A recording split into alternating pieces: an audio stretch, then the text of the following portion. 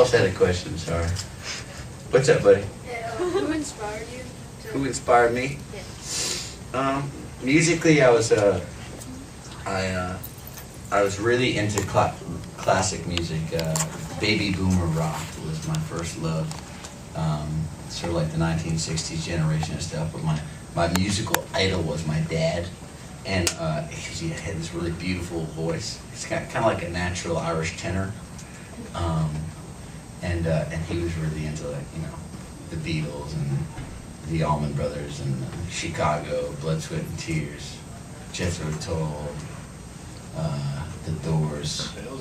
You know, there's some great bands, Cream and the Association, Strawberry Alarm Clock. There's a whole bunch of bands. You guys don't know what I'm talking about, do you? Okay, good. She's like, I have an alarm clock. Of course I do. Everybody has an alarm clock. That's good. How did you know? Who doesn't like strawberries?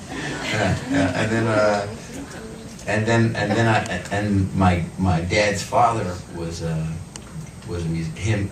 My dad's father was a musician. Or my granddad and all his brothers all played, but they weren't like professional musicians. They were kind of just like farm people who loved to, you know, play music and hootenannies and stuff. So we'd go to my Uncle Earl had this dairy farm, you know, we were sitting around the fire, and it was really like real country, you know. I mean, proper life. And sit around having hootenannies and stuff, and everybody had fiddles and drums and you name it. And so there was country music from my granddad, and then my mom's side of the family was really into like Broadway show tunes and stuff like that. It was really scattered all over the place, you know. And then I was playing.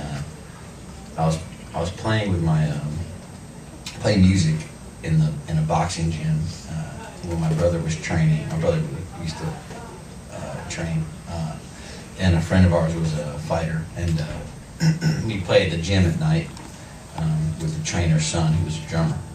And one night we're down there, and the trainer came down. He gave me a couple of albums, and I was a teenager. And he was like, "Hey man, you know, I love your singing, and I'm going to give you a couple of albums that'll make the girls go crazy if you sing these songs, right?" And I was like, "That's gross, okay."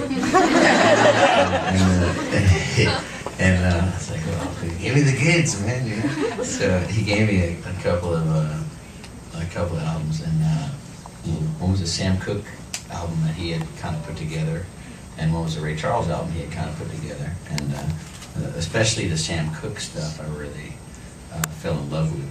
And then that began the sort of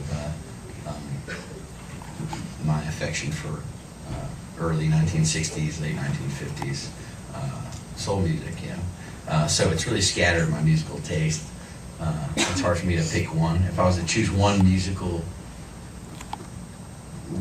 group that was my favorite ever, would be the Beatles, just because they span so many genres. Sgt. Pepper's Lonely Hearts Club Band,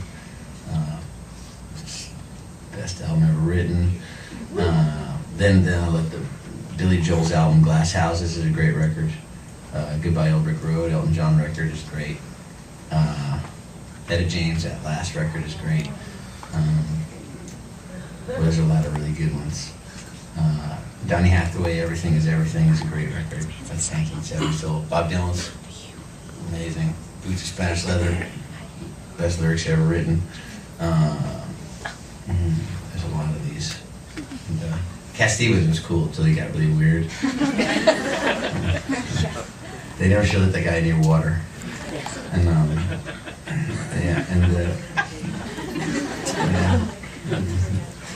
And look up the story, you'll know what I'm talking about.